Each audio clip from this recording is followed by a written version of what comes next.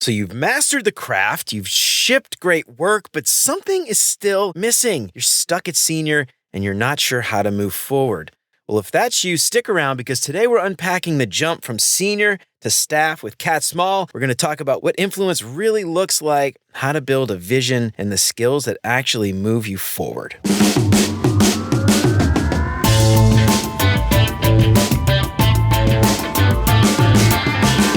What's up, UX fam? How's your mom and them? Welcome to another episode of Beyond UX Design. I'm Jeremy.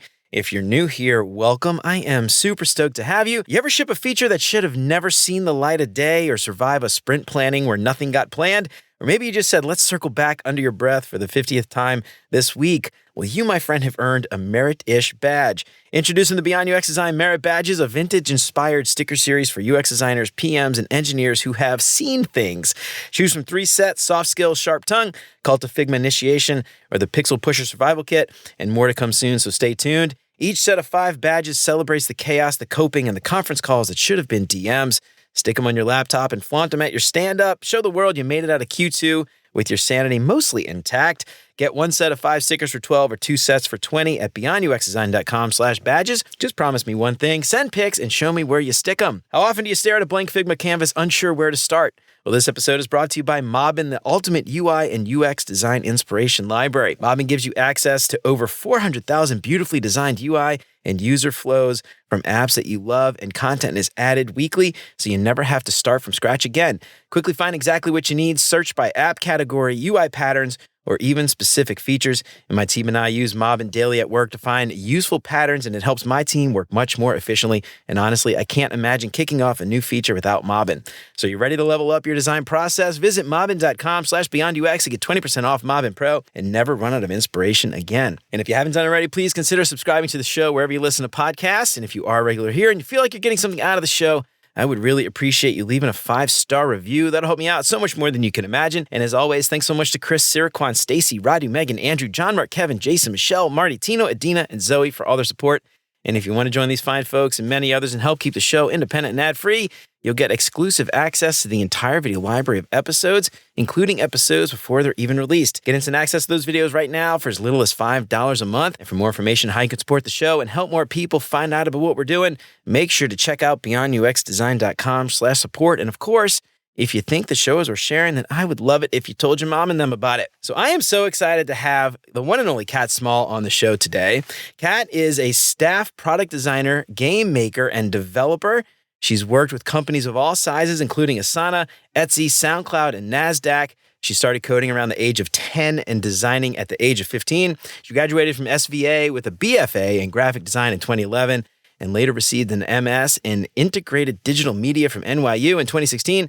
Catt also makes awkward video games, teaches and writes about professional development, and draws artwork of all kinds. And most importantly for our conversation today, she's also the author of the soon-to-be-released Rosenfeld book, The Staff Designer: Grow Influence and Lead as an Individual Contributor. And I am so excited to have you on today, Catt, to help us figure out how to move from senior to onward and upward staff, principal, and beyond.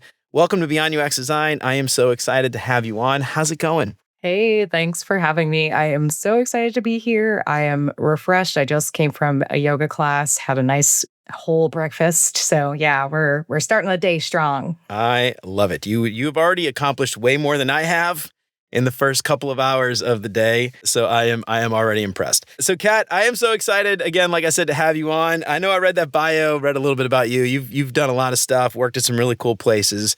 You're writing a book, or you've written a book, I guess. It's coming out, in December, I think, with Rosenfeld. Yeah, the pre-orders are out now, so you can actually pre-order for 15% off. But then, yes, it'll be released fully in December. Nice. All right. So we're going to talk all about that today. So I know I read your bio a little bit, but tell us a little bit about you. And ultimately, how did you come to this realization that too many designers are getting stuck at the senior level, can't move forward, wrote the book? Tell us a little bit about that and how'd you end up getting there? Yeah. So yeah, I've been designing at this point for 15 years professionally. So I did start as a teenager, had like a fun graphic design career, and then fell into web design when I was in college.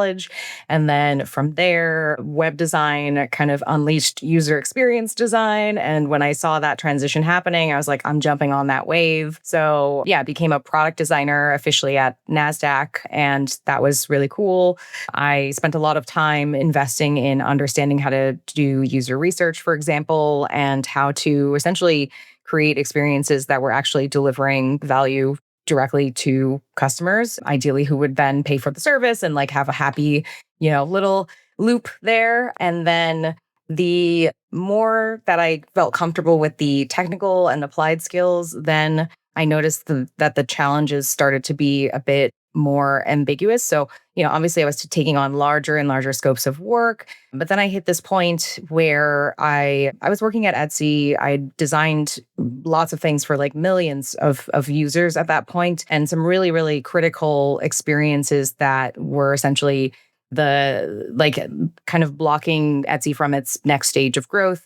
So for example, one of the major projects was creating this feature called Etsy Payments, where it actually enabled Etsy to go from only accepting PayPal to actually having their own integrated payment software or like platform. And so that was like one thing, that was a really huge project, but there were several others that were also pretty large. And I was just kind of trying to figure out like, okay, I'm doing really impactful work, and I feel like there's something that's missing. My manager and I, we were like kind of talking about like what's necessary to get to that next level.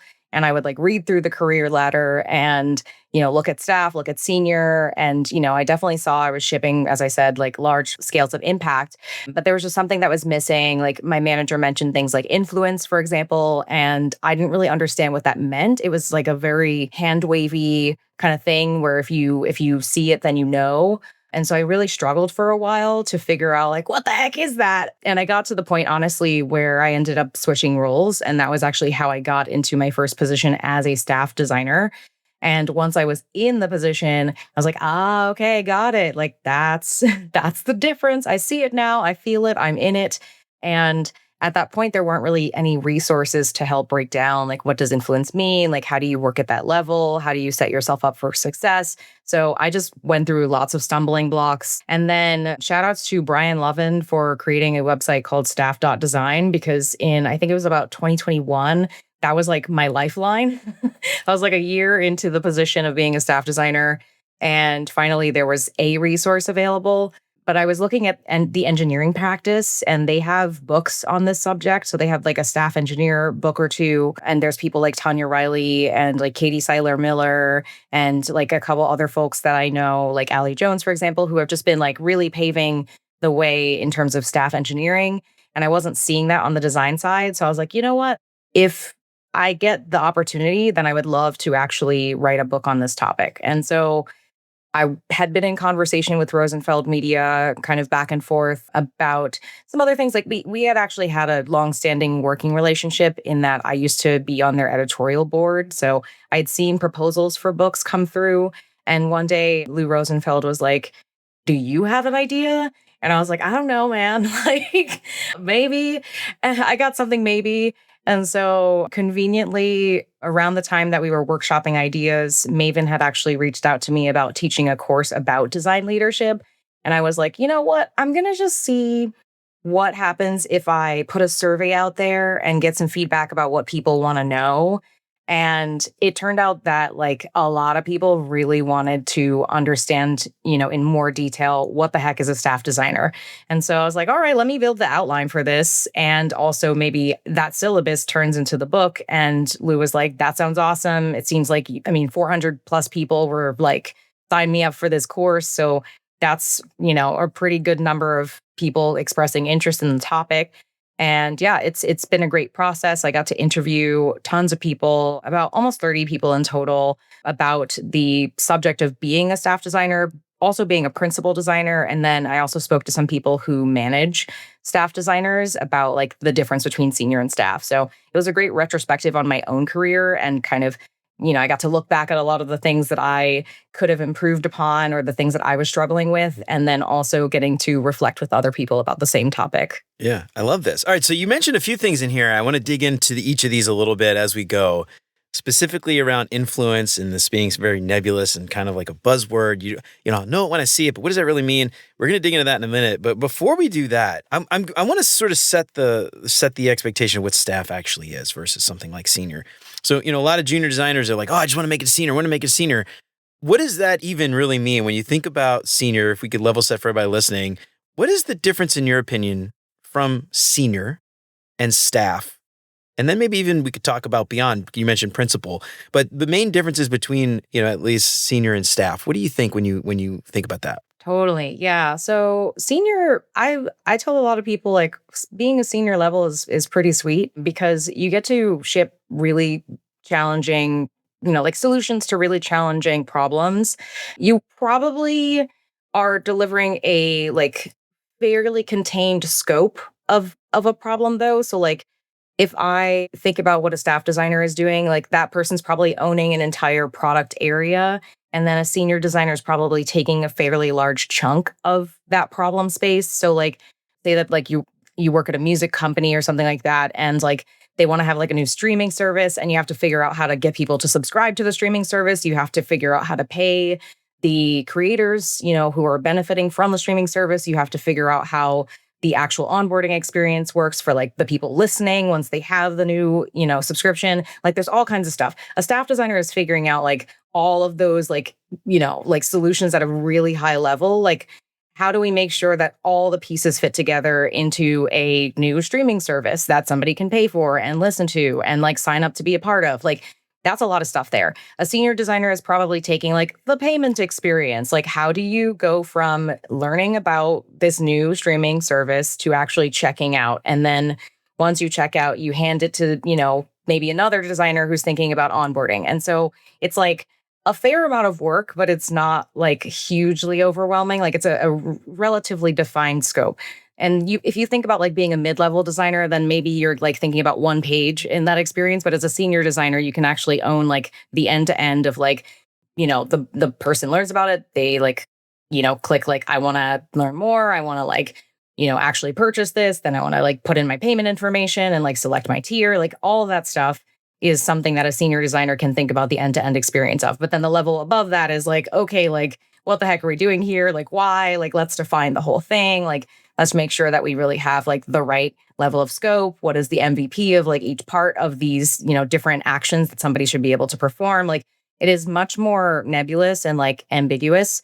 So that's like a big thing is the scope of work. I will also say that one thing I recognized pretty immediately between senior and staff is there's a lot more politicking at the staff level. And that's because you are generally working with directors, for example, and you're working on problems that are, sometimes like life or death for a business. Like it's just going to involve a lot more emotions. It's going to involve a lot more disagreements and like navigating and facilitating conversations that maybe are kind of stressful or like spicy. And you have to really understand what people's motivations are and then how to find the overlaps between different people's motivations and like how to resolve differences, between like different organizations' goals, for example. Like there have been lots of times where like, the product org has one opinion, like design has like another set of goals that they care about. Engineering's got their perspective, and you have to figure out, how do I get these three directors to agree on how we're going to move forward when they all have very different perspectives. So that's a big thing. Whereas when I was senior, I'd be like, oh, I hate politics. I'm allergic to politics. Like I could actually get away with talking like that. But it turns out that like that really holds you back at a certain point. And that is in reflection what my manager was talking about when it came to influence, for example. Like I was just so focused on honestly like my role on the team. And I would kind of be like, oh, well, like my PM's not showing up well enough, like I'm just gonna whatever. Like I just kind of was so focused on like just like shipping my little corner of like whatever the larger like end-to-end product was. I just wasn't really like focused on like how do I exist within, the rest of these people? Like, what's my role? Like, what is everybody bringing to the table? Like, how do we fit this all together? And I think I just was able to not care about that stuff. But once you get to staff, it is in your face, like all the time. So let me ask you this. When you're describing this is something, I'm actually staff designer at where I work today. And it's funny. It's like exactly like my job, all the politicking and all that stuff, completely ambiguous. I'm like, what am I doing? I have no idea. Some days I'm like, what the hell am I supposed to do next? I feel like I'm a failure sometimes, to be perfectly honest, because it's just like, am I actually like they doing let you in there? Like, yeah, and then boss like, hey, great job. I'm like, seriously? I'm like, okay, great. What? But something I want to ask you here is related to titles, and something that I think we've seen across the board in software, even just engineering side, titles tend to be all over the place. I've also seen a lot of design lead roles and things like that. Do you see a staff designer and lead designer as being very similar? Do you think they're different, or are there just two names for the same role? What do you think? Yeah. Yeah. My opinion is that they are mostly the same in that usually a staff designer and a lead designer are both owning a like particular product area. Obviously, it depends on the size of the company. So, like, the larger the company, like, there's going to be like different scopes of work that are considered like quote unquote large because there's like a larger user base, probably. That being said, yeah, usually a lead designer is also responsible for approximately the same scope. However, what I've seen is that usually a lead designer tends to be a player coach. So, like, they probably have like one or two direct reports. And usually, a staff designer does not have direct reports. And I think that's like a really important distinction between the two positions. So, yeah, most of the places that I have either worked where there was like a lead designer or like most of my friends who are lead designers, they have like a couple of reports. Usually it's like two, at maximum, but they still have that like bigger responsibility. So, yeah, I think they're like very like you can kind of shift between the both of them.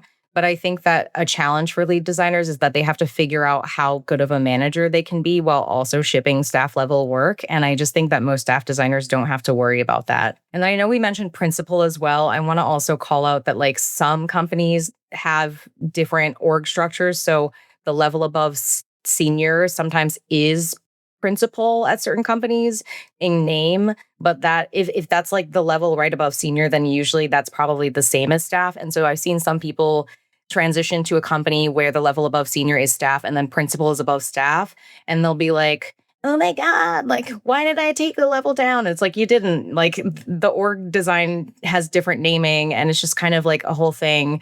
And like at a company where like staff is below principal, like there's just going to be, I mean, like the work that you're doing at the principal level is usually like, what is the next step of the business? Like these are large companies that have probably been around for like 15 plus years, like Yahoo and like Google and like companies like that. They have principal level roles that are actually like above staff. Sometimes it's also called senior staff. Like at Etsy, they call it senior staff. And that's like, I mean, you're doing some stuff that's like in space a lot of the time, altitude wise, you're just like deeply existential at a level that I'm personally not really ready for. I feel like I don't want to be thinking about like, what is the next step for this public company in like 5 to 10 years? Like I'm good with my particular slice, of a product area or like, my 0 to 1 project. Like I love that kind of stuff. But then at a certain level, it just gets so existential. But there's some really cool people out there who are working at this level. Like Nico Matson is somebody I talked to for the book.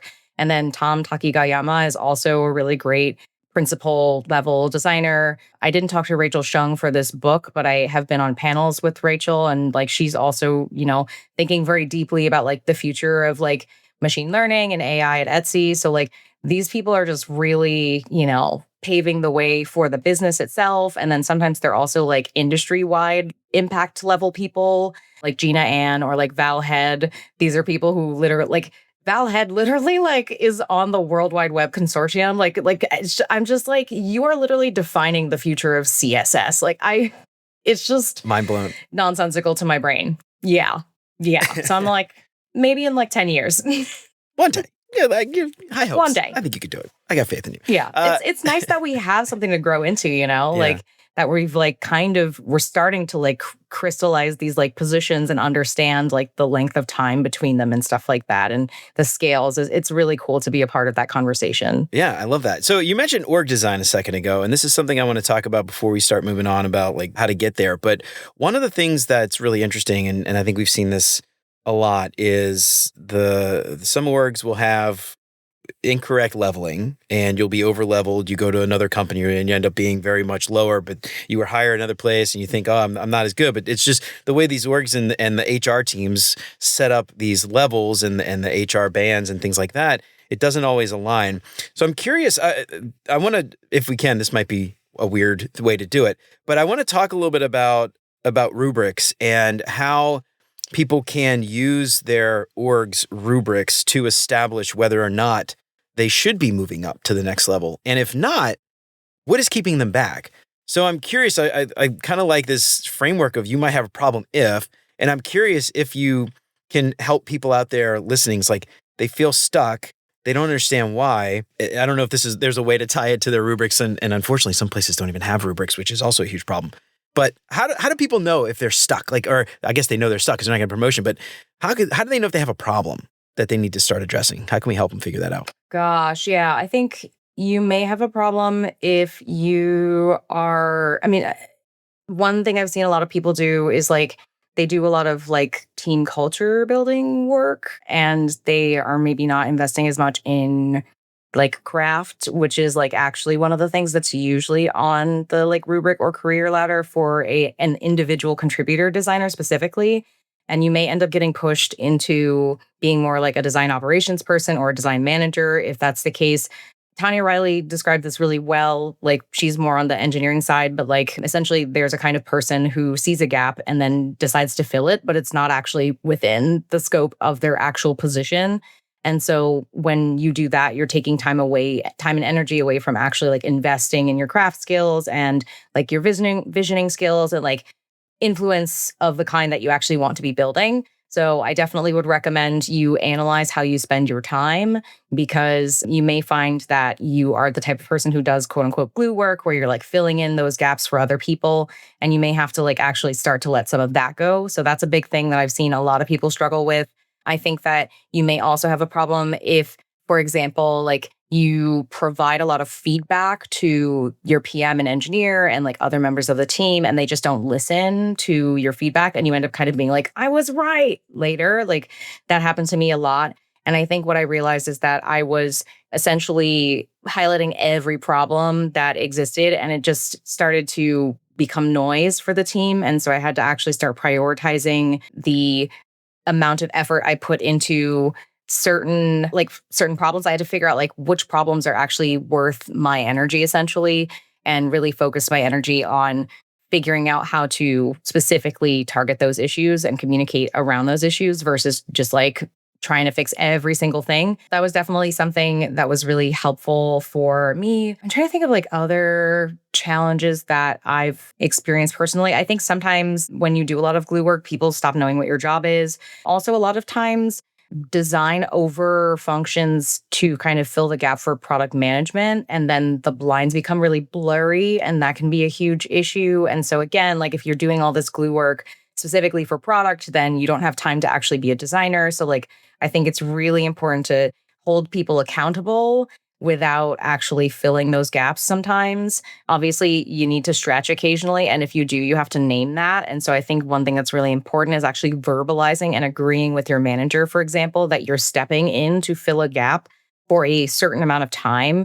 And you're setting bounds that you agree with your manager on, like, how long are you going to be actually performing in that position? And like, how does that actually benefit you? So I think, like it is essentially, I encourage a lot of designers to like really step back for a second and consider, again, like how are you investing your time and energy, and how can you optimize the way that you're spending your time so that you yourself are getting the best career reward, but also the company and the business is going to be benefiting from the best use of your time, because a job is essentially a trade, labor for capital. So like, how can we make sure that designers are being used in the optimal way? And when you honestly like frame the conversation at work around that, you may also find that leadership is actually really receptive to you actually doing your job. So a lot of the issues that I've seen really do just like boil down to people kind of being pushed outside of the scope of their role in a way that's not up. It's just like lateral. Right. I love that. So I'm going to talk a little bit about foundational skills, move on to that, because this is something that's really interesting to me. So we hear a lot of talk about craft and how important craft is. but I want to get your opinion on this, like foundational skills as it relates to staff and beyond. When you think about craft versus hard versus soft skills, we'll just use those terms because it's a little easier to talk about. But when you think about hard versus soft skills, how do you compare the two? And like, is there a balance there? Is one more important than the other for that staff level designer? Or how do you see that relationship between craft and foundational skills? Yeah, they are in my mind equally important because you as a staff designer, you have to be better and faster than a senior designer at creating artifacts of design. So like you are just expected to have a faster and larger scope of output in the same amount of time as a senior designer because you just had more time. You need to be well practiced. Like craft is a real part of the job.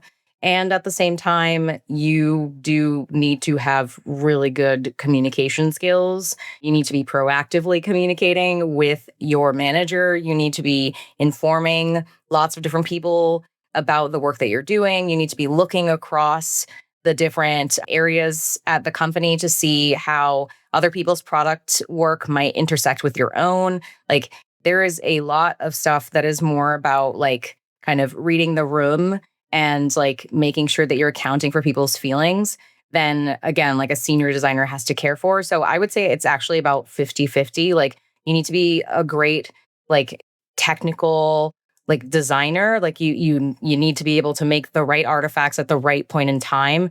And also at the same time, you need to make sure that you're, appropriately managing people's emotions because fear, for example, is something that really blocks teams from delivering the best solution to people sometimes. And you're going to have to like navigate and manage a lot of that, for example.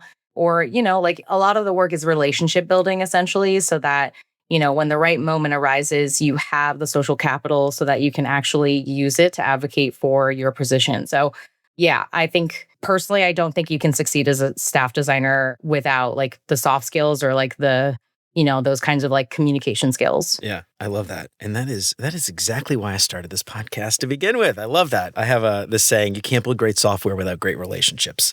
And I think it's so Yes. true. And so, those relationships make hard conversations that much easier. And when you're constantly fighting with all the people around you, you're headbutting with product managers, headbutting with engineers constantly, when it comes time for you to speak up, are they going to listen to you? Like no one's going to listen to you at all. They're just going to dismiss you completely.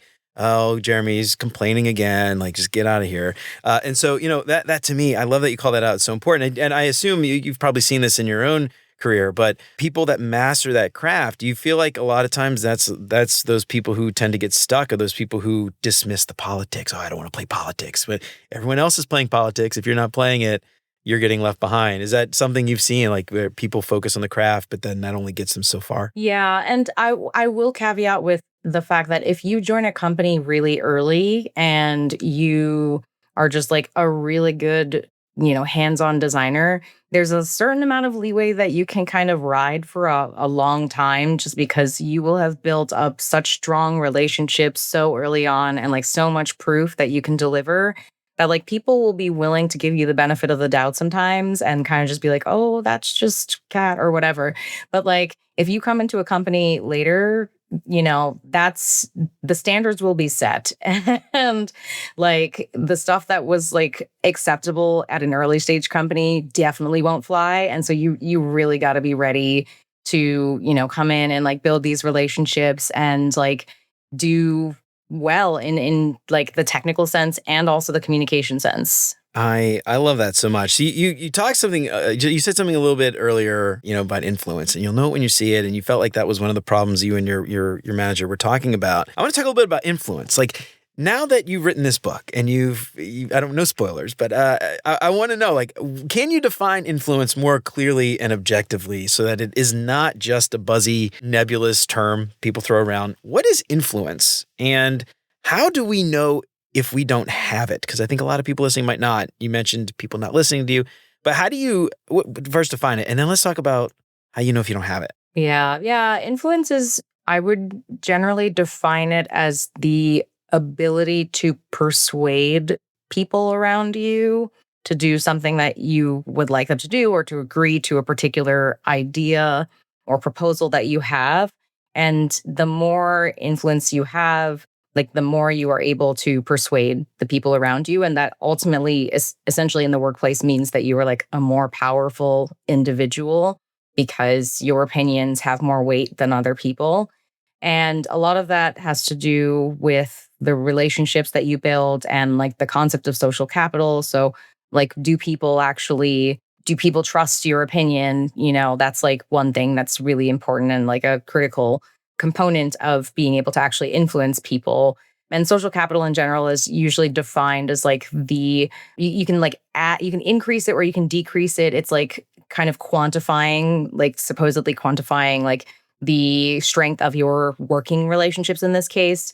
So essentially, the thing that I think a lot about is like, okay, do I have enough social capital to like try to influence this person? And if I fail, like, how much am I spending? So, if you are successful, then you are able to persuade somebody. And therefore, hopefully, your influence will increase because your social capital with that person's going up. But if you don't have a lot of influence, then essentially you're not able to persuade a lot of people. So you will propose ideas, they will either get ignored or they will get dismissed. When you are not in the room, people will probably not be talking about your ideas also. So my friend Micah Bennett, who is also another incredible designer at the staff level, something that she said when I was interviewing her for the book is essentially that if you are successful at influencing, then your ideas will travel around the company without you having to be the person, conveying the ideas, and people will give you credit for those ideas as well. So somebody may reach out to you later and say, "Oh, this person told me that you had come up with something. Can we talk about it?" Like,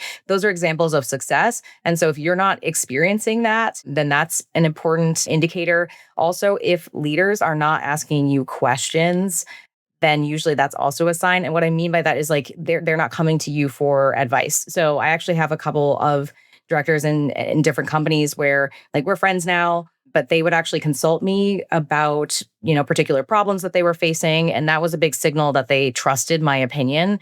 And when somebody trusts your opinion, that means that you probably have, some level of influence, or you have enough social capital with that person that maybe at some point you might want to spend that. So those are some examples that will hopefully clarify what influence actually means in the workplace. I love that. Yeah. Something that we do, I love how you mentioned sharing the work around when you're not there. Something that we do on my team, and this is not just design, but it's for the product in general. We call it a fact book. And it's just got like these are the analytics that we're tracking. These are the metrics. These are things we've seen in the past. These are problems we're trying to solve. These are business objectives that we hope to achieve. These are the things that we're working on. This is the stuff in our roadmap. And it's just a slide deck. It's got a few slides in it. But this is stuff that some people outside the team, you think everybody knows this. A lot of people have no idea, especially if you're in a large company, matrix org, tons of people working on different stuff. People are paying attention to their own stuff. And so sometimes people make assumptions. They might hear in a meeting, "Oh, I thought you guys were working on this thing. That thing was mentioned in a meeting," and then they've got that idea in their head, and then they're disappointed when you didn't build it, or the metric was wrong, or they had the wrong assumption. That little fact book is like a great way to just share stuff. It could even have like maybe some wires, like future designs, whatever. I don't know. Anyway, I love that idea though of, like you mentioned, figuring out how you can get something that people want to talk about, like excite them. Something else that I'd love to get your opinion here. And I think this is maybe going to move into the vision work, the vision side of this. When you think about a lot of individual contributors, especially ones who do not have an official leader title, they tend to a lot of times just wait for someone to tell them what to do. And they'll wait around for someone to assign them a feature. And they don't really have that vision, that long-term idea of what this thing could look like a year from now or however long down the road. And I would love to start talking about that in a minute. Before we do that, I want to get your idea of like your definition of vision, similar to what we do with influence. Like vision, kind of a nebulous term. A lot of people throw it around. What does that actually mean? And how can an individual contributor contribute to that vision? Because I don't think it's always our job to own the vision or have the vision, but I think it's our job to contribute to that. So talk a little bit about that, if you could. Yeah, that's such an important component of the role. So I do think another indicator that a person is ready to transition to staff is that they go from like reacting to things to being more proactive. And that like visioning is one example of like being a much more proactive person and kind of like taking ownership in a way that is, conducive to good results. So actually being collaborative.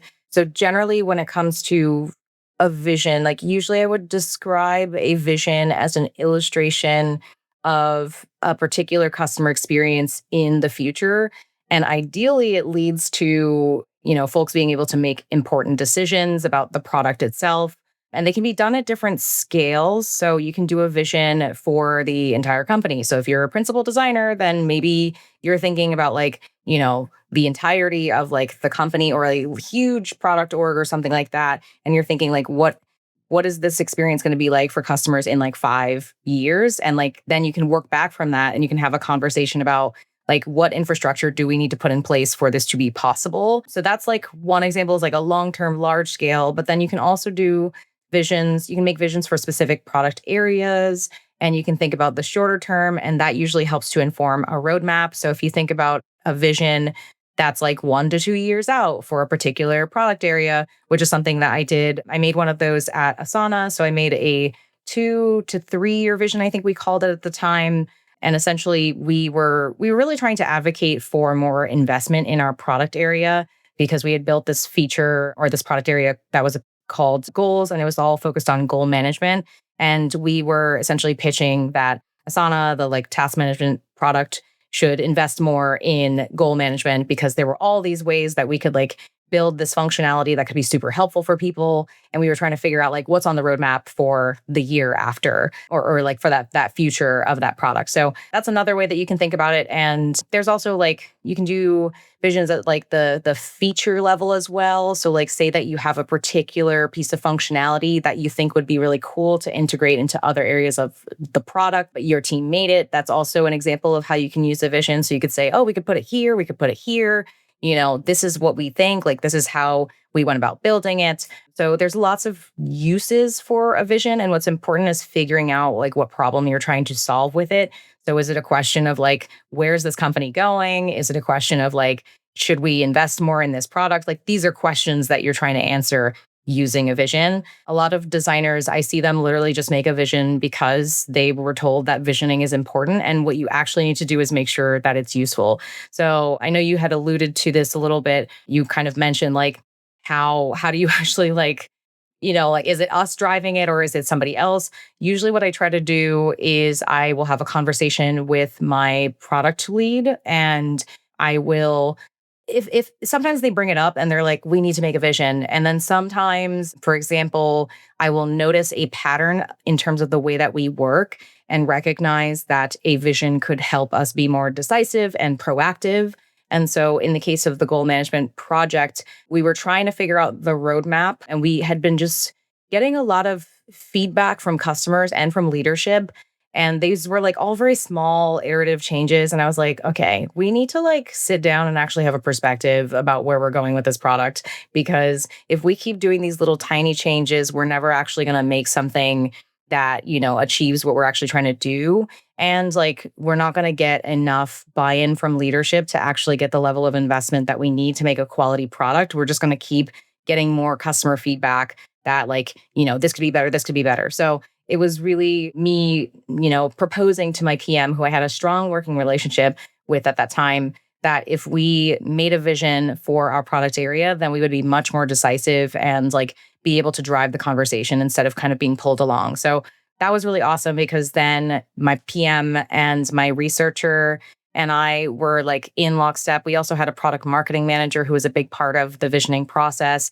And yeah, like the vision that I created for Asana's goals product is very driven by, all four of us together kind of collaborating and making sure that we were providing the right direction from every perspective. Yeah, I love that. So what does a vision actually look like? I mean, maybe it's different, maybe it depends. Is it a memo? Is it a document? Is it a prototype? Is it or wireframes, a vision board with just examples of things that you've seen that you like? What does a vision actually look like when you actually get down to make this thing? Yeah, it definitely depends on a variety of factors. So as designers, we always have to, diagnose like what's the right context for the right artifact. For the goal management product, for example, I made a presentation because leadership had some context about Asana goals, but they didn't really know the user, like the specific user for that particular area, for example.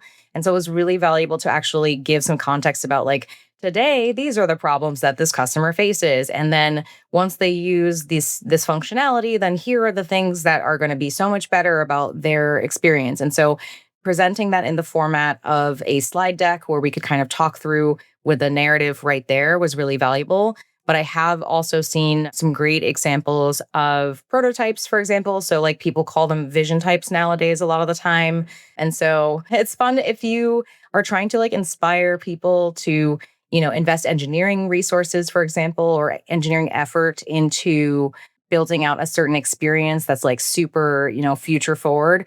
Then a prototype or a vision type can be really useful. I've seen people do like videos, like, I mean, a lot of like if you look at like Google I/O and like Apple's like WWDC, like a lot of the presentations that we're seeing them do, so I mean, at least some of them, like where they're talking about like this is where we want to go with the future of this product, like that is also vision work, right? Like that is some designer, hopefully some designer that's like pretty experienced was like involved in, creating a lot of that narrative that you're seeing there. And obviously there's a lot more production value when you work at Apple or Google and you're presenting to literal like millions slash maybe even billions of people. But yeah, those are also visions. I have also seen companies that will just like have like a write-up version as well with a couple of like screens. And then the nice thing about that is that you can actually turn that into like a blog post, for example, and like publicly post that. So I think I saw something like that on Roblox's website where they said like, this is our vision for the future of, how people are going to like make and share games. Like that's also a vision. So I definitely think the format depends on what you want to use it for and like who's going to consume it. I love that. All right. So this is interesting because I want to try to tie this idea of like influence back to the vision because I love this quote. I use this quote all the time, probably too much, but this Antoine de Saint-Exupéry has this quote about inspiring people, and I summarize it. But it's like if you want to build a ship or want to build a boat, you don't drum up people and give them tools and bark out orders. You get them to long for the vast and endless sea.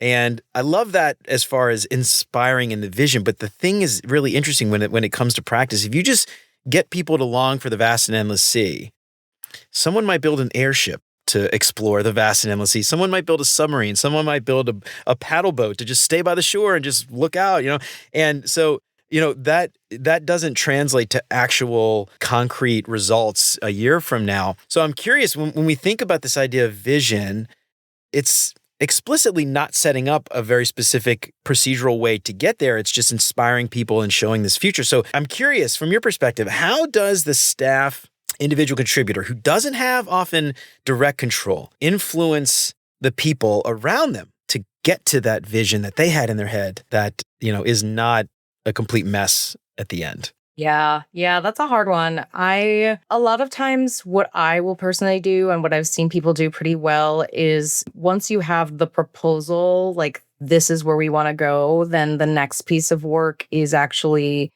having, a conversation ideally that involves your PM and, like your engineering lead, for example, probably researcher. Like you need to talk about the phases of work that will get you to that vision and like what's possible and when. And so essentially it becomes like a negotiation, like a series of negotiations to figure out like, okay, if we made a 3-year vision, for example, then what does, year one look like? Like, where are we by the end of year one? And the thing that a designer can do, which is really great, is you can actually illustrate phase one, And so I always encourage people, if you have the energy or the time, shout outs to a coworker of mine. His name is Chris Meeks. I feel like he was the first person to really like drive this at our company. He made what's called like a visual roadmap. And I've seen other people do things like this as well, but I just really love the term. I feel like the term is just so succinct. But essentially, like, you got to have a conversation about like, what's the first big chunk of work that we're going to do? And like, where will we be by the end of that time? And so I recommend, if you have the capacity to actually sit down and illustrate each of those points out, like year one, year two, year three. And that's how we get, to that third year. Like you have year three already, but you need year 1 and 2 really. That's also helpful for leadership because sometimes leaders You give them the vision, they're like, yeah, yeah, yeah, yeah, yeah. But then you work with PM and you have like a roadmap for the next year, but like they can't see what year 2 looks like. And they're like, okay, so how do we get from, 1 to 3? Like, I'm confused. Like, they have a lot of decisions that they need to make. They're context switching all the time. They just can't like extrapolate. So you actually need to ideally spoon feed the information to them so that they have the confidence to be like, okay, cool. Yes. Like, I'm invested. And then what's nice is you get to the end of year 1 and then you can reference like, okay, so we did year 1. We're trying to get to year 3. Here's what year 2 looks like. Obviously, things are going to change during the process of each, span of time. But ideally, you're having, a continued discussion where you're showing where you're trying to go. You're referencing what you did. Then you can like replan if, it turns out that you need to make certain adjustments. Maybe you need to go in a slightly different direction, but there are still parts of the vision that are okay. It's definitely like a consistent, continuous series of negotiations. But the more that you can hold people's hands and like point to the vision and like remind them where you're trying to go, and then help them kind of build confidence that you're still going in the right direction through design artifacts. Like, that is to me the power of a designer in general, but especially a staff designer. Yeah. The other thing I think that ties into this, and we talked about relationships, is something I think, and I'd love to get your opinion here, especially as it relates to a vision and getting that vision, seeing it through to the end. But I see staff and beyond, really anything, whether it's engineer or designer, or product manager, whatever, as connectors, right? And so in order to get that vision executed on, it requires, especially in large org, it requires cross-functional collaboration across many different teams. And often that vision requires another team that you don't directly control or even work with to do a thing as a dependency so that you can get there. And this is something I'd love to get your thoughts here on this. I think it relates to social capital, but and influence as well. But how does a staff designer use that connection capability? I don't even know if that's the right term for it, to enable those things so that things can move forward. Yeah. I mean, wow, the power of like the occasional coffee chat, shout outs to a coffee chat, or like, if you work in person, you can do a little bit more like live, like, oh my God, it's so good to see you. How's it going? Which is cool. But yeah, I'm the kind of person, and I definitely recommend that anybody who's at this level or trying to get to this level, you got to reach out to a lot of different people who potentially may at some point in the future have overlaps with you. You could do that on like a quarterly basis to keep it manageable, like 30 minutes, once every 3 months, very manageable, especially if you just limit it to like design. And maybe if you think there's a certain PM who's really cool, you can also add that person to the list. But essentially, I have all these like warm relationships that like I'm mostly just optimizing for like, we will mutually benefit from each other at some point, and also you're nice. Like, those are the two vectors that I've, thinking through. Like, I'm not like a robot when I think about these things. I'm definitely like, oh, that person had great vibes and seems really smart. And that's like one person. And then it's like, oh yeah, I feel like at some point we're probably going to overlap. So I should definitely like consistently reach out to you to just see how things are going and then share what's happening with me. And then there will be certain points where you're like, okay, now I actually like really need to work with you on this thing. And because you are already primed, you have like a good relationship with each other, just like casually, then you can actually say like, hey, do you want to sit down and like jam on this idea together? And then ideally through that conversation, you start recognizing like, oh, actually, yeah, like this is a really cool idea. And then maybe that person will, you can hold them accountable to like kind of go chat with their PM and see like, do we have anything within, like, do we have any capacity to actually like build this, or like, how might we partner as teams? Sometimes things are important enough that maybe that person's really excited, but they just don't have capacity on their team at the moment. And you actually need to like flag that to leadership. So then the two of you can kind of go to your director and kind of start leaning on that person together. And so, yeah, I'm a strong proponent essentially of like these warm relationships and having many of them, and making sure that you're like seeing any overlaps, throughout the time that you're working at a company. Like, there's going to be moments where you see like, oh, that could be really cool. Send that person a message, like with a screenshot or something like that. Like, if you see anything that makes you think of a person, like just let them know that you thought of them. Like, there's so many little ways to like maintain strong, warm relationships so that when you actually need to lean on a person for, a situation where you actually need their team to do something for you, they will be much more likely to consider it because they will understand how your work intersects. Yeah, you mentioned something, the like the casual encounter at work where, you're in an office, you run into somebody just coming out the break room. Oh, hey, what's up? I haven't seen, how are you, working on this, blah, blah, blah. When you are now remote, and don't get me wrong, I love working remote. I don't like being in office 9 to 5, Monday through Friday, but we lost that going to remote. Those casual kind of things that just we bump into each other and the casual collision, if you will. And you have to be more intentional about that if you're remote. And I actually interviewed Kate Pinkett a while back. I don't know if you know her, but she's great. She did a talk about this. And something that she does is she sets reminders on the calendar. Reach out to Catt. I haven't talked to Catt like I do. Or she'll say like, hey, I talked to Catt on Tuesday, like set a reminder for 30 days to just ping her again. Or, if you have a random DM, set a reminder to follow up about it because we get so busy, especially at we're talking about staff IC, like meetings and delegating and actual work still has to get done. And those things are usually the coffee chats are the first to fall off. But those things enable so much of the work that we actually have to do if we're focusing on the craft and we're focusing on those pixels and the prototypes and going to those meetings and we're ignoring those other things. It makes it so much harder to actually do our job. And I love that you call that out because that is just something like we lose it. And I think it happens. You don't even realize that it happens. It just goes away and you don't even realize how important those are. So anyway, I love that you call that out. So all right, I want to move in before we get out of here. The last thing I want to talk about is sort of just like a day in the life, the outputs. Like, what are we actually doing? Because we've talked about a lot of stuff. We talked about craft. We talked about visioning. We talked about influence. We talked about coffee chats and meetings and all these things. How does someone find the time to actually do it all? So I'm curious, when you're balancing 50-50 craft, hard skills, and the soft skills, what is the day in the life? What does a week look like for you and maybe just we'll use you because it's hard to say in general. Like, what does your week generally look like? Yeah. If you can tell us. Yeah. I mean, it's every day is so different. I will generally say, I will also just call out that like, in addition to, I mentioned like sometimes a staff designer is like kind of like focused on a particular product area. There may also be positions where you're kind of like a firefighter almost. And like, there's like an important strategic issue and you're like going in there and like fixing it. And then like you maybe are with a team for like a quarter. So that's also another layout of like what a staff designer can do. I really like positions like that because it's more likely that I get to do like 0 to 1 stuff and then like cleaning out ugly old closets that are like starting to get rusty or like set on fire or something like that. Like they're just so important that we can't ignore it anymore. I love work like that. So I'm currently in one of those positions.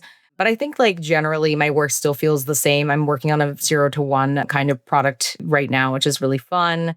And some days I'm like deep in Figma. I think at the beginning of the project, I was much more like, where do we want to go with this long term? And I had to like sit down and just kind of like jam with the PM who I've been working with on things like, oh, like, do we want to do this? Do we want to do that? Like, I had to look up like, what are competitors doing in the space? Like, how do we create something that's like different and yet truly like, speaking the language of the product that we're in right now. So like, that was more at the beginning. And I was very deep in Figma during that time, like Fig Jam, kind of just like doing a lot of audit stuff. And then like I was having a lot of conversations about like, who is our customer also at that point.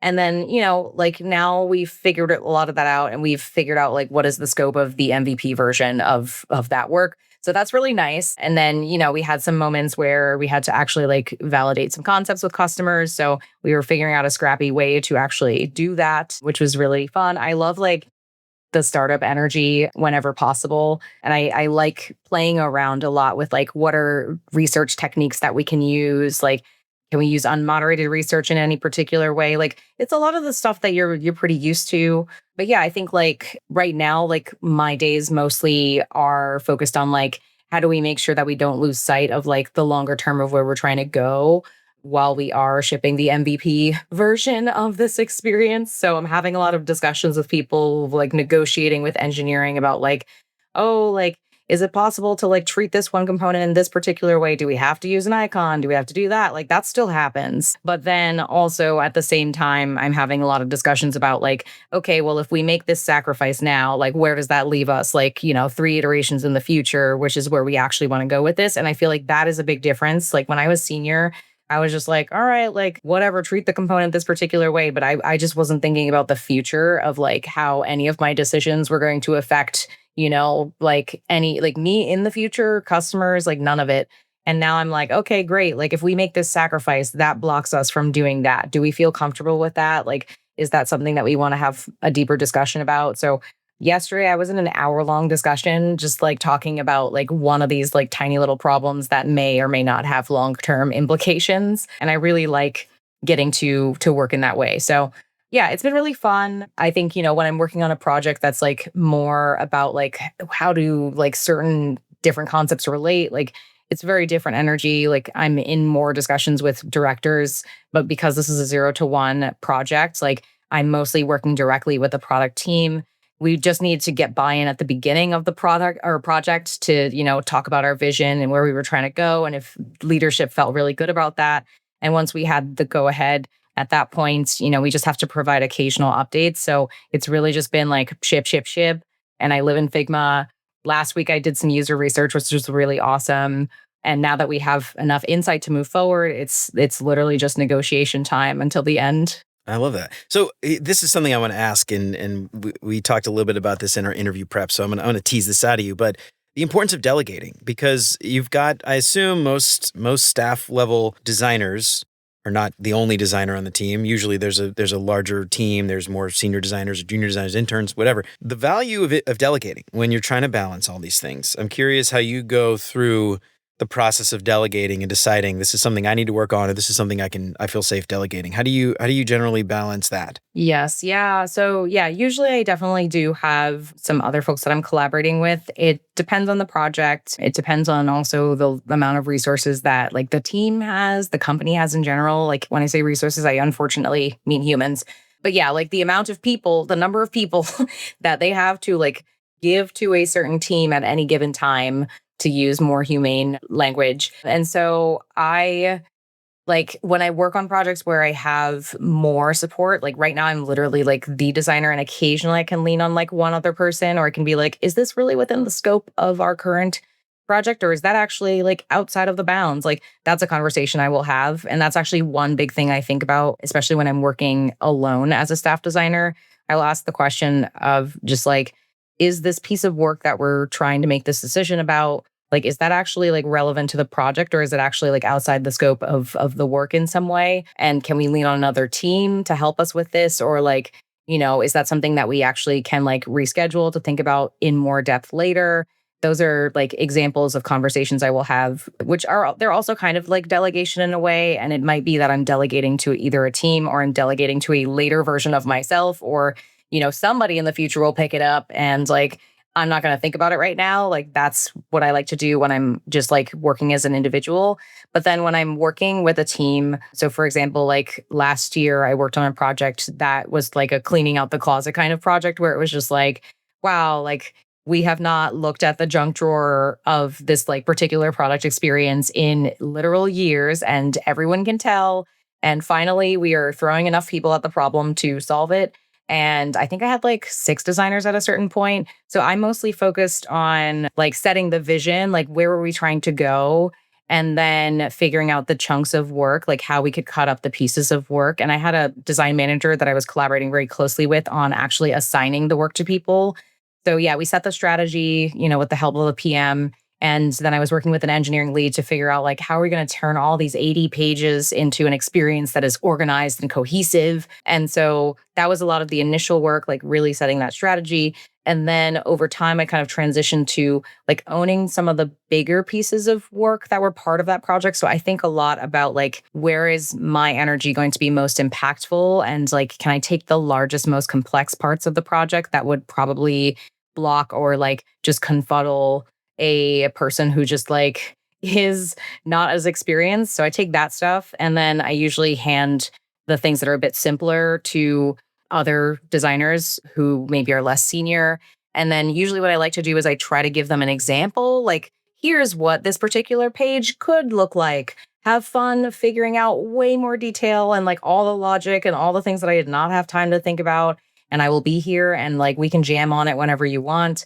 That's usually what I'll do. Like still impactful, but like less complex is what I prefer to hand to other people. Cause like I just don't have time. Like I need to be crunching the most ambiguous, complex parts of a project whenever possible. Yeah. So let me ask you this. Do you see it as your job to help with critiques and design critiques and sort of give your Catt stamp of approval on designs that ship? Or do you see that as sort of the senior designer's job to ensure that high quality craft? Like, are you, and maybe That's this a is great question. maybe every team is different because it's interesting. Like I'm a design lead, so maybe this is a little different staff level, but design lead, I guess it's just the HR band.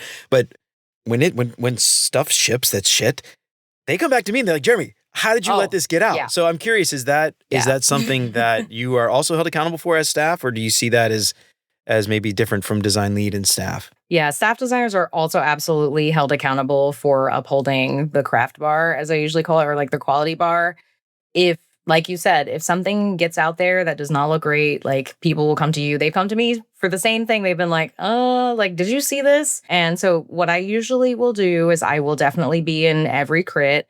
And what's nice is then the design manager will still be there, but like can focus more on like conveying information from maybe like other teams and like, pass down information type stuff and like focus less on like nitty gritty micromanagey type feedback, or at least feedback that would be considered micromanagement if a design manager was calling it out. So that's usually then my role. Like, okay, like the spacing here is like not cohesive, or like we're using like 5 different type sizes, let's reduce that's just 3. Something I talk about in the book is like how to be a good like design lead, or like design like creative director, I guess you could say, when you are going to be accountable for the outputs of other people, and the quality. Really, it's about the quality, less about like, are they shipping it? Like the manager is still the person who's accountable for like, did your design, like, did the person you put on that project actually finish the project? I'm responsible for like, is the stuff they made actually good? And I like that part. Like that's the part I'm most interested in. I will also, outside of crits, I will also usually have jam time, like 30 minutes at least of time with each designer per week. So when I was working with like 6 designers, I did prioritize. So like certain people who were working on really, really high risk work that was like pretty impactful and complex, like I would definitely have weeklies with those people, but then I would have bi-weeklies with people where it was like, okay, like your work's way less complex and I think you mostly have it. And I kind of just want to let you run with it a little bit more. But then we can check in once every 2 weeks. And if you need more help, then we can schedule extra time. So I think you can be strategic about how you manage your time when you're doing creative direction work. Yeah. I love the idea of a jam time. I have one-on-ones with all my team, but it ends up being about like, HR related crap. But like the idea of like a 30 minutes an hour just to jam on some stuff one-on-one without having the influence of other people. And because there's, different people in your team speak up, some don't. I like having, especially the ones who are a little bit quieter, not as likely to speak up, having one-on-one time with them and let them like get their idea. Well, I was thinking about this. Like, I didn't mention the meaning because I thought it was a stupid idea. And they're like, no, that's brilliant. So it's amazing. Yeah. I love that. I love that idea. I don't do that, but that's something I think I might implement. I love that idea. All right. So Catt, we've had you for a little bit now, and I've got 5 silly questions I like to ask all my guests to help our listeners get to know our guests a little bit better. Before we do that, I want to give your book a shout out. Talk a little bit about your book. Let everybody know where they can find you. You've also, I think, got a course that you're still doing. You got a cohort coming up. So let's talk a little bit about that. Give yourself a plug, and then we'll hop into those questions. Amazing. Yes. So the book is The Staff Designer, Grow, Influence, and Lead as an Individual Contributor. It is Rosenfeld Media published the book, and yeah, it's available in pre-order right now, as I mentioned. So you can pre-order it for 15% off. And then it will be out in December. It covers a lot of what we talked about today in a lot more detail. So all kinds of things ranging from how do you actually do vision work? How do you influence people to actually agree to, actually buy into your vision? Or if there's like a problem that you see, how do you convince people to solve it? We also talk about like foundational skills related to like time management, because a big question I always get is, how do you find the time? And then there's like communication stuff that we also cover around like, how do you show up? And then how do you also communicate your impact at different points throughout the life cycle of a project? How do you mentor people? How do you creatively direct? All kinds of stuff. So yeah, definitely check that out. And then if you want some live time with me, I also do have a course that is about the same topic.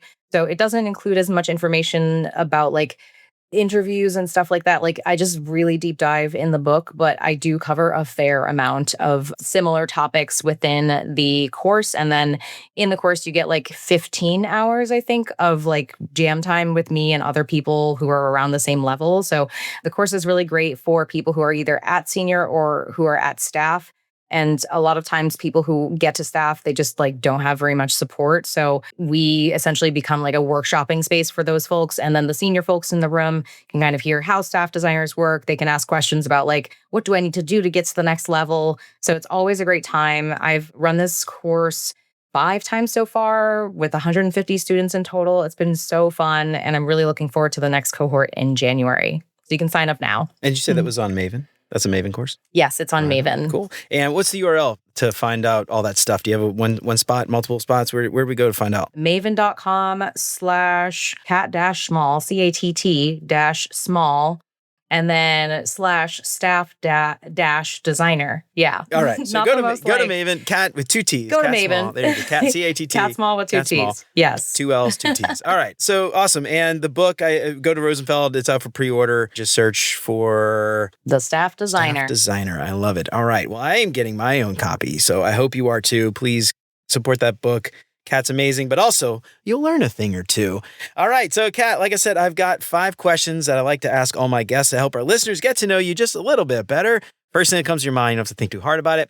First up, what is your favorite non-design book? Oh my gosh. The first one that came to my mind is Tomorrow and Tomorrow and Tomorrow. And it's a book about game development. It's a novel about game dev. And I don't know, it's like so real and yet so not real. And it's very much like an if you know kind of book. I love it. All right. I love that. If you know, you know. I don't know anything about game development, so I might not get it, but I've never would have thought, I've never in a million years, a novel about game development. Why not? I love it. I think that's awesome. It's so fun. Yeah. When I saw it, I was like, oh my God, it's me. I dig it. All right. Next up, what is your favorite non-design podcast? Ooh, there's so many good ones, but I'm going to go with Normal Gossip. I love shenanigans that are extremely inconsequential, and every episode is just so fun, and like it's always so silly. It's just so fun how people fill their time with like silly little like messes.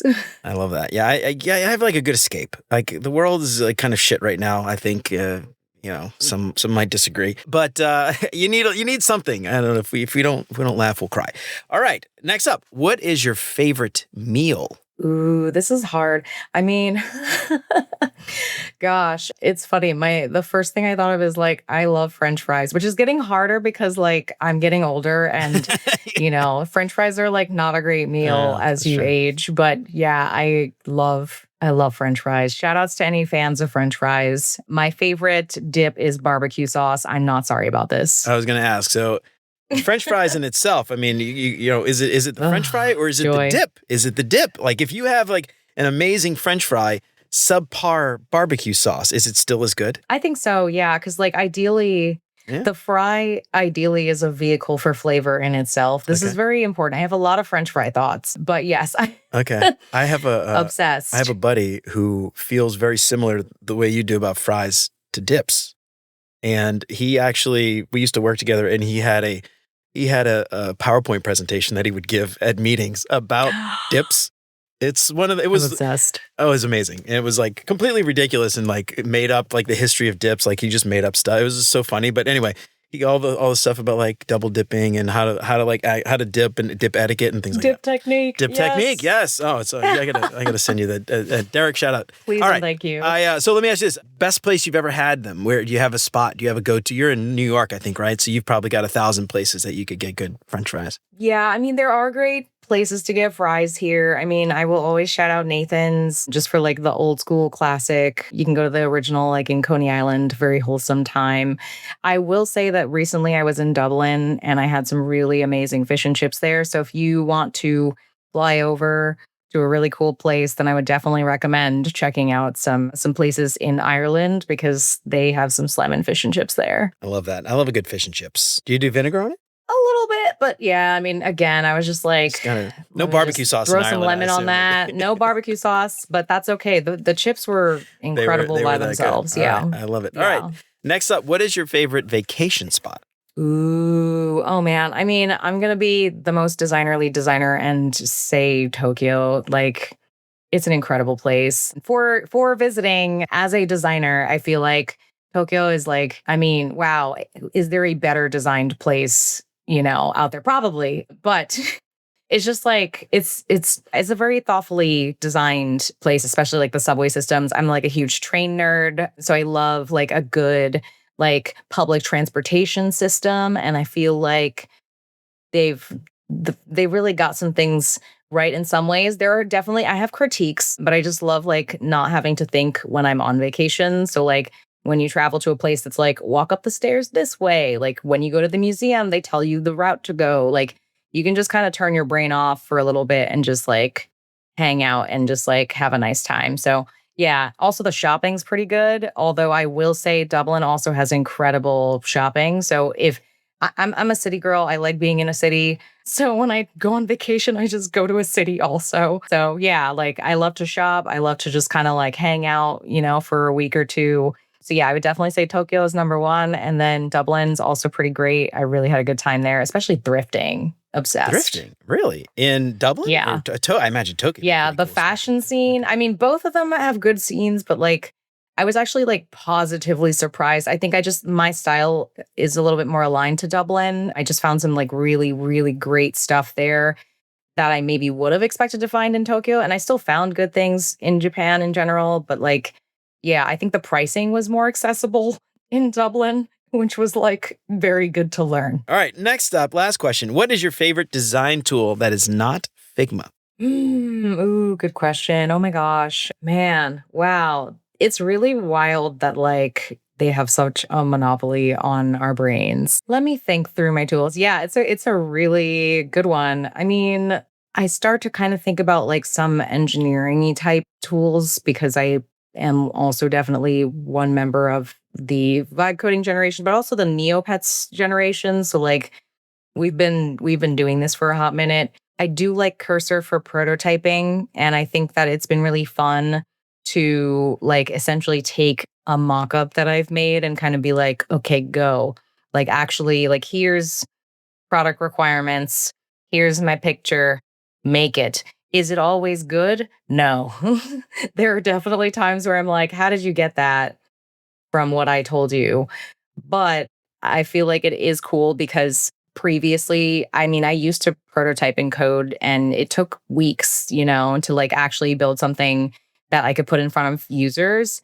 And it is helpful to be able to prototype things at that quality level because sometimes you want to make something that creates user generated content and like it's just so much more realistic for the participant. So they actually kind of get into the headspace. So I really like the future of like some of these tools. Do we need to figure out the energy usage side of things? Absolutely, please. But yeah, like putting aside the dystopian portion of tech for a second, I do think that like we can learn a lot about people by making more realistic experiences for them and hopefully like create better experiences that like they find worth using. Yeah, I love that. Yeah, I haven't gotten into Cursor yet, but we have some people on our team that are using it. They like connected it with our Figma design library and stuff, and so that's really awesome. And I've been playing with Vercel and V0 and Figma Make and all that, but I've heard a lot of good things about Cursor. I need to get into it. I think it's just like the getting into like installing like NPM packages and all that stuff is kind of like a little overwhelming for me as like a non developer. But I will shout out Elizabeth Lynn has a really good course about like vibe coding with Cursor in particular. If you want to like have like a primer and actually be like handheld through the process. So I just wanted to shout her out as well because she's great. Yeah, I was thinking about just like getting an engineer and like spending like 45 minutes on a call with them and having them walk me through it. Yeah. And then I'm just like, yes. I don't know. They have that time for that. I don't want to be like a bird. But anyway, maybe I will. I don't know. We'll see. Yeah, I guess why not? Do it. Yeah, make their job easier. All right. Social capital. That's right. I love that. All right, Catt. So thank you so much for coming on. This has been amazing. One more time, cattsmall.com, I think. Is that your URL? Yeah, CATTSMALL.com. There you go. And find you on LinkedIn, and you've got links and everything and all the stuff. We'll put links to your book and everything else and your course in the show notes. Catt's been amazing talking to you. I had a lot of fun. I really appreciate you coming on. Same. This was really fun. Thanks for having me, Jeremy. Well, all right, y'all, that's it for Catt and me for today. I hope we helped to shed a little bit of light on staff versus senior and even principal and beyond. But are you feeling stuck at senior? Do you feel like you need a way to move forward? Or have you successfully moved up to staff? I'd love to know how you did it. Let me know what you think on LinkedIn or shoot me an email at hello@beyonduxdesign.com. I'd love to hear from you. If you like what you heard today, don't forget to subscribe wherever you listen to podcasts. And if you feel like you're getting something out of the show, I would love it if you left a 5-star review. That would help me out so much more than you know. And if you know somebody who might find any of this stuff useful, then why don't you tell them about it? That would be fantastic. And if you listened all the way until now, then you've definitely earned a merit-ish badge. Whether you've survived tricky team dynamics, Figma fiascos, or pixel-perfect feedback loops, there's a badge with your name on it. Grab 2 sets for $20 at beyonduxdesign.com/badges. Just promise me one thing. Send pics and show me where you stick them. Help keep the show independent and ad-free. Check out beyonduxdesign.com/support to find out how. You can join Chris, Siraquan, Stacy, Radu, Megan, Andrew, John, Mark, Kevin, Jason, Michelle, Marty, Tino, Adina, and Zoe, and many others, and help keep the show independent and ad-free. You'll get exclusive access to the entire video library of episodes, including episodes before they're even released. Get instant access to those videos right now for as little as $5 a month. And if you're tired of staring at a blank Figma canvas, Mobbin gives you access to over 400,000 beautifully designed UI screens and user flows with a library that grows bigger every week. Kickstart your creativity, streamline your workflow, and level up your design process. Visit mobbin.com/beyondux to get 20% off Mobbin Pro and never run out of inspiration again. Remember to sign up for the newsletter and check out all the past episodes along with all the show notes at beyonduxdesign.com. I hope you keep coming back for more great UX tips from Beyond UX Design. And until next time, remember, you're more than a designer because there's more to UX and design. I'll see you around. Take care, y'all.